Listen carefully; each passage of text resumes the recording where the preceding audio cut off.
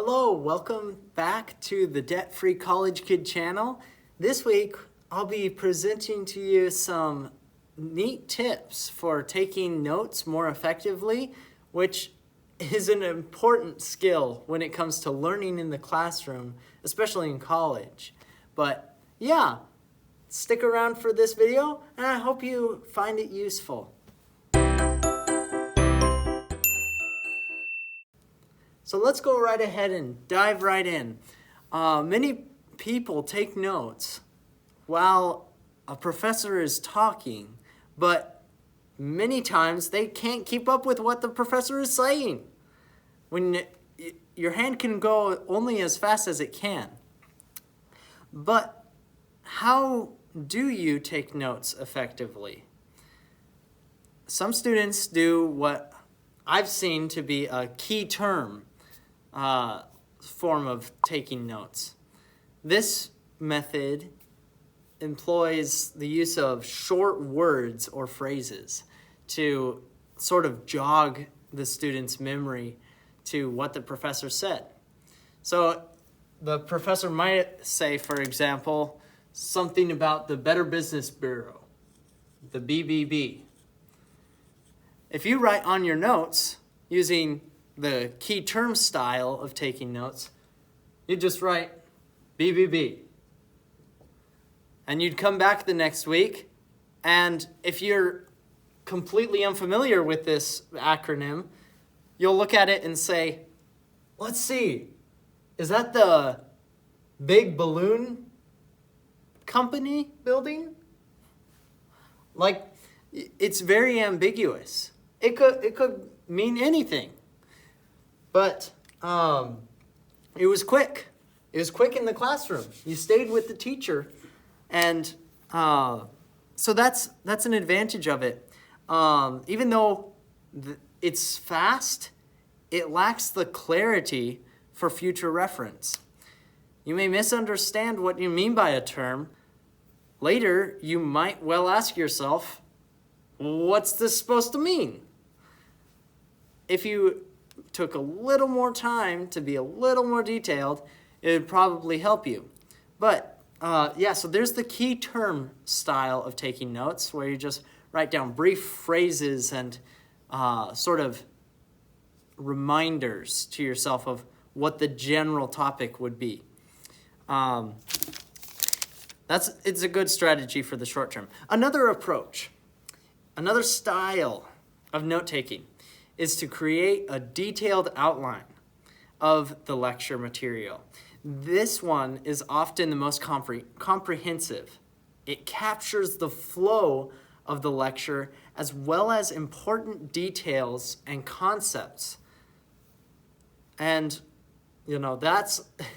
it's the one that's often emphasized, I've found, in like college prep sessions when you'd have these like workshops come to high schools. They'd be like, all right, here are 7 tips to doing well in college. And note-taking would be one of them. And they'd say, all right, well, make a list, or you might even have this in English class where you have like these Roman numerals, right? And then within one of them, you might have all these letters. And then after the letters, you might have the Arabic numbers. And then after those, you might have lowercase, and so on and so on, okay?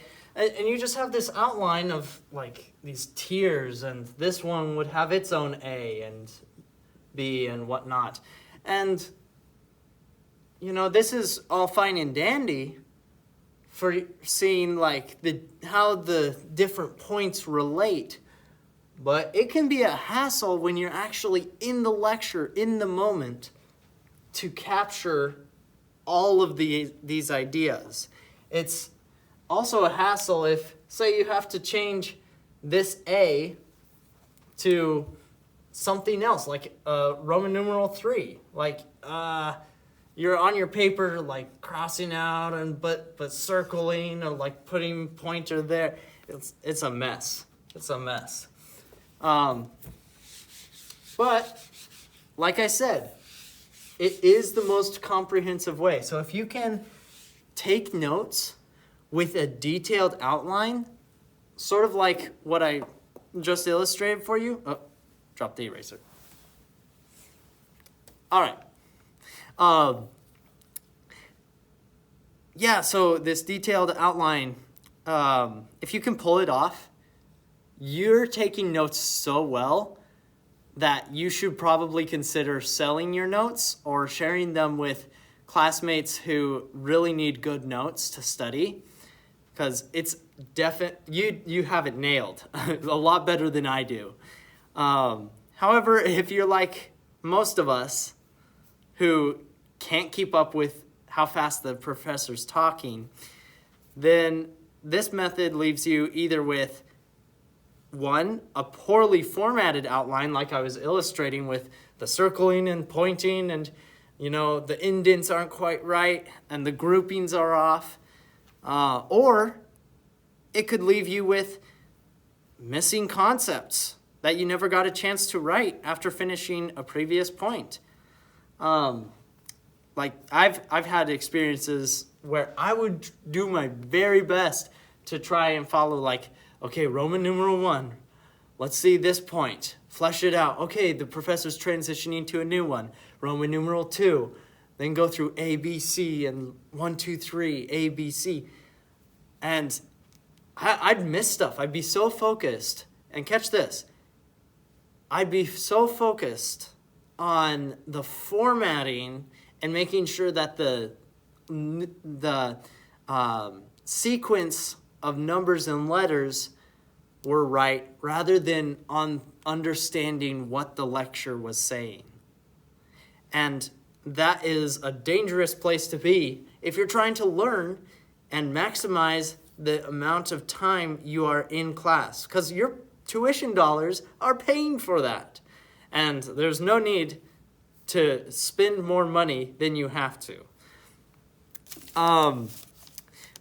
So I'm sure that you yourself may have your own style of taking notes. And if that's so, go ahead and let me know in the comments. But for this video, we'll just be looking at three styles of taking notes. The first two I've presented to you have different strengths and weaknesses, but I think that a hybrid of the two is best. Let me explain. The strength of the key term note-taking style is that it is dynamic and easily keeps up with what the professor is saying. The strength of the detailed outline, on the other hand, is that it accurately and clearly records the ideas presented and their relationship to one another, their dependency. My hybrid note-taking strategy, this third one that I'll present, therefore must have a dynamic element to it and an accurate and clear element to it, to combine the two strengths of the quick key term method and the detailed and accurate outline. So here it is. Don't use the Roman numerals. Oh, there we go. Don't use the Roman numerals or the alphanumeric labeling. Don't use that for points. No, instead use arrows, dashes, or dots. Arrows, dashes, or dots. Or in some cases, and I'll explain this later, sub-arrows, because it looks like it's just going underneath. But yeah, that's the basic idea. You use these 3 or 4 different symbols. I use a straight arrow.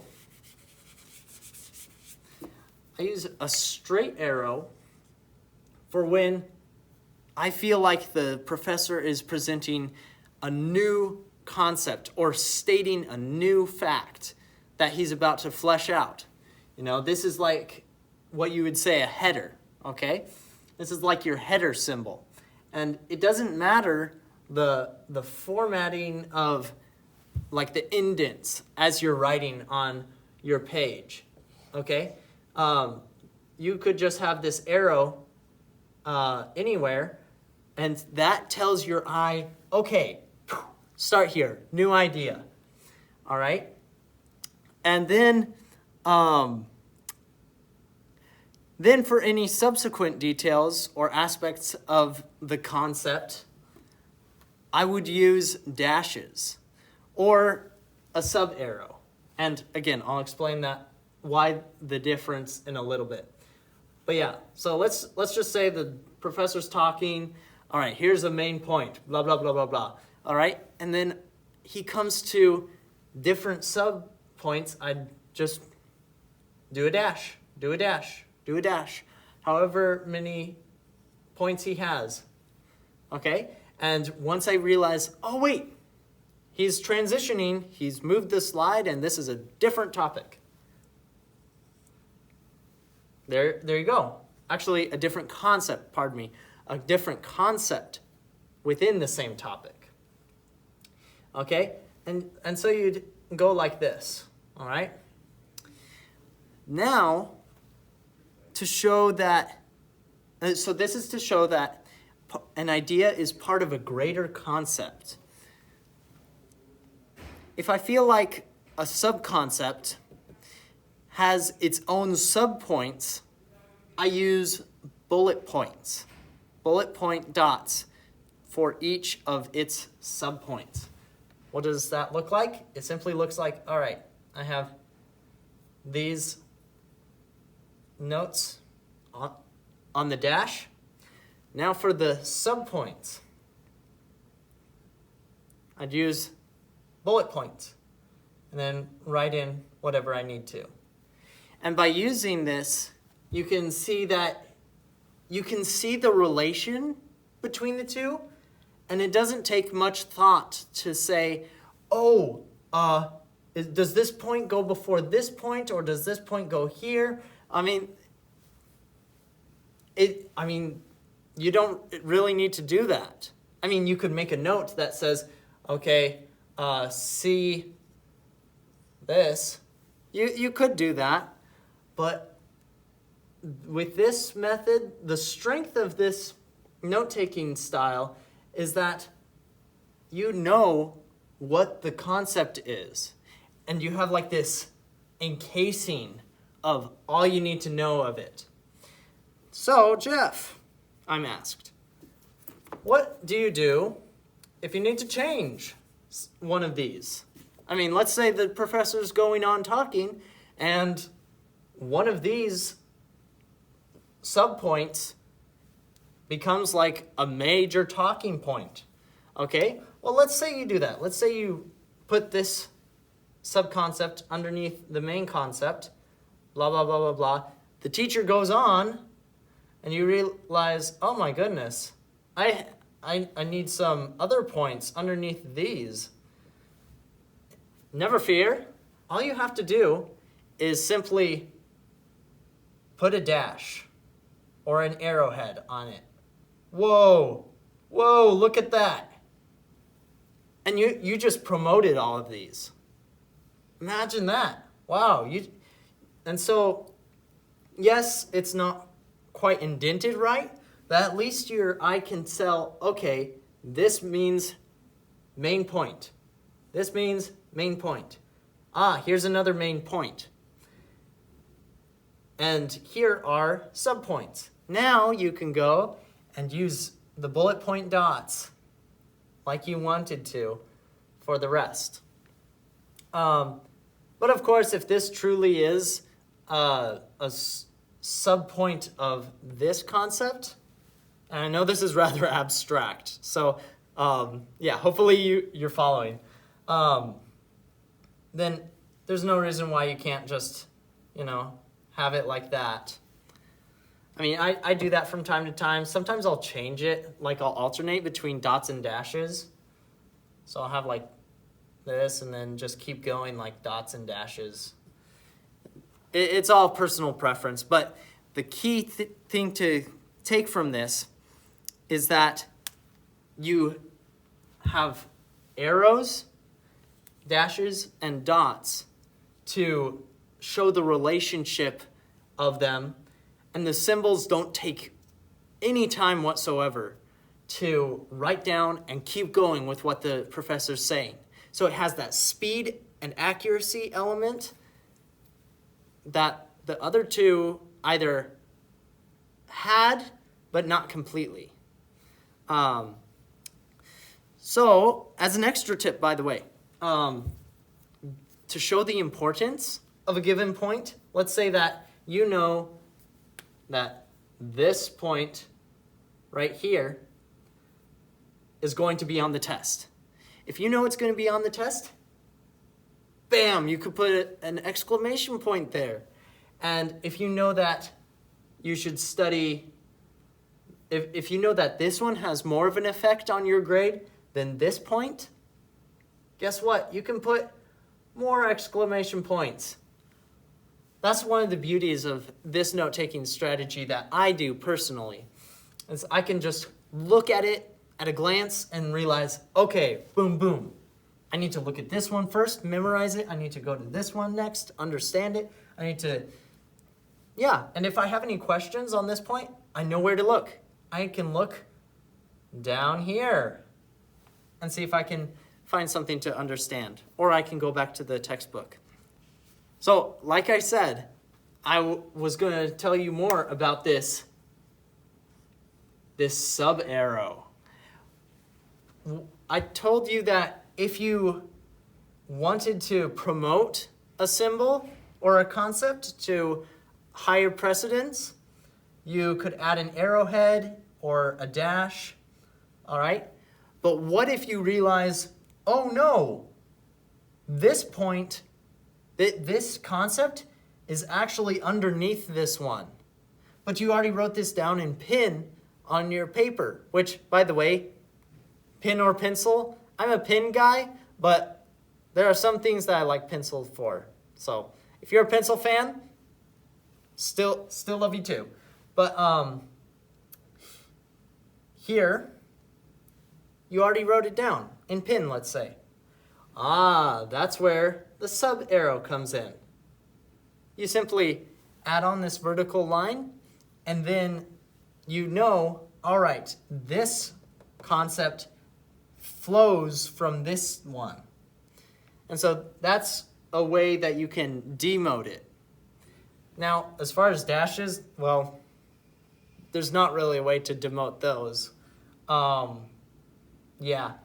You could have like a train of sub arrows if you want, but yeah, I do that from time to time if I think it's necessary. But generally, I stick with the main arrows, the dashes, and the dots. But whatever your note-taking strategy, I want to leave you with a few tips on note-taking in general. Number one, don't worry about whether other people can read your handwriting. Okay, now, I know this is completely against what your elementary school teachers said, but it really doesn't matter. Unless, of course, you are sharing your notes with others or selling them, in which case you want to have nice handwriting or even have it typed out. But that aside, you want to have your writing readable to you. And it's for your understanding. You got to remember that your notes serve you. They aren't for other people. They don't have to read it. You have to read it. So now if you write so messily that you can't even read it, there's a problem. Because you need to be able to reference back to your notes and understand them. If you can't do that, then what's the point of making the notes in the first place?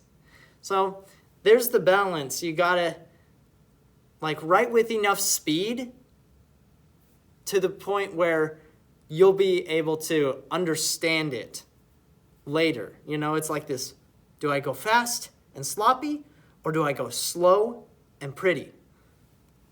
It's a balance. But I'm sure that you'll figure it out. Number two, don't try to write everything the professor says. In Adam Robinson's book, What Smart Students Know, which is a great book, by the way, I would recommend it. I'll probably link it in the description if you want to check it out on your own time. But he presents in that book the idea that students who have generally higher grades can tell when they should listen for understanding and when they should listen to take a note. Pro tip, if you don't need to write an example down, if you don't need an example to understand what the teacher just said, don't write it down. Let me say that again.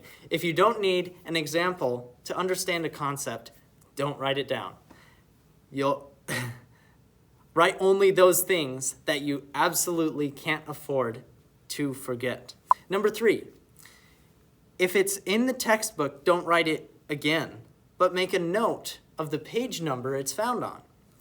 I know some professors who basically read the book to the class. If you have a professor who does that, save some time and energy and just write down where in the book what the teacher's talking about. That was a very weird sentence, I'll have to admit. Well, I hope these tips and strategies help you study in the weeks ahead. Which tip do you think helped you the most with your note-taking? Let me know in the comments. And as always, if you have any questions about college or finances that you'd like me to discuss, comment that as well. I love when I can engage with you guys. It's so neat when, even though there aren't that many comments right now, I know that they will come. And when they do, I'll be there to respond to them. But yeah, remember that you have what it takes to free your future. I'll see you again next week.